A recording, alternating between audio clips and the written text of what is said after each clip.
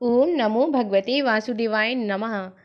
माघ पुराण की जो कथा मैं कह रही हूँ, उस श्रृंखला में आज मैं सुनाऊंगी माघ मास अध्याय 9 की कथा को, यानी कि माघ पुराण के अध्याय 9 की कथा को। अध्याय 8 से जहाँ कथा समाप्त हुई थी, अध्याय 9 की कथा वहीं से शुरू हो रही है। हाथ जोड़ करके भगवान विष्णु का ध्यान करके आप लोग कथा सुनने बैठ जाइए। यमदूत कहने लगे, दोपहर के समय आया अतिथि, मूर्ख पंडित, वेद पाठी या पापी कोई भी हो, ब्रह्मा के समान है, जो रात्रि के थके हुए भूखे ब्राह्मण को अन्न और जल देता है। दोपहर के समय जिसके घर आता हुआ अतिथि निराश नहीं जाता है, वह स्वर्ग का वासी होता है। अतिथि बराबर कोई धन और संपत्ति नहीं है और हित नहीं है। बहुत से राजा और मुनि अतिथि सत्कार से ब्रह्मलोक को प्राप्त हुए हैं। जो एक समय आलस्य से भी अतिथि को भोजन करा दे, वह यम द्वार नहीं देखता। केसरी ध्वज से वैवस्वत देव ने कहा था कि जो कोई इस कर्म भूमि मृत्यु लोक से स्वर्ग लोक जाने की इच्छा रखता हो, वह अन्न का दान करे। दूत कहता है कि यमराज कहते हैं, अन्न के बराबर दूसरा और कोई दान नहीं है। जो गर्मियों में जल, सर्दी में ईंधन और सदैव अन्न का दान करते हैं, वह कभी यम के दुख नहीं उठाते।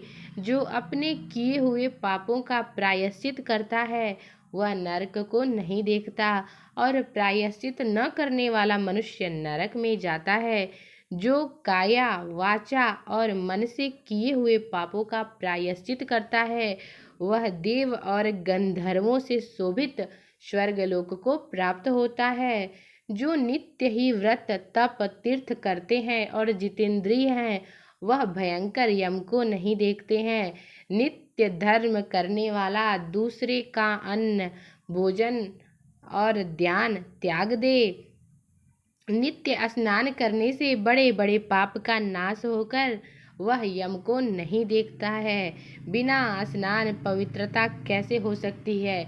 जो मनुष्य पर्व के समय चलते जल में स्नान करते हैं, वह बुरी योनि नहीं पाते, न ही नरक जाते हैं।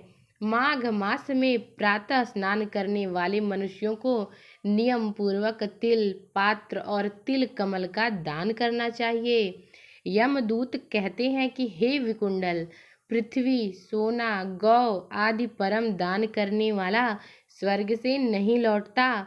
बुद्धिमान पुण्यतिथियों, व्यतिपात, संक्रांति आदि को थोड़ा सा दान करके भी बुरी गति को नहीं प्राप्त होता। सत्यवादी, मौन रहने वाला, मीठा बोलने वाला, क्षमाशील, नीतिवान, किसी की निंदा न करने वाला, सब प्राणियों पर दया करने वाला, पराये धन को तृण के समान समझने वाला मनुष्य कभी नरक को नहीं भोगता। इस तरह से अध्याय 9 की कथा जो है, माघ मास महात्म्य अध्याय 9 की कथा समाप्त होती है। इस महात्म्य की कथा में किसको किसको नरक नहीं जाना होता है, इस बारे में बताया गया है। इसी के साथ ये वीडियो समाप्त होता है। अगली वीडियो में सुनेंगे माघ मास महात्म्य 10 की कथा को।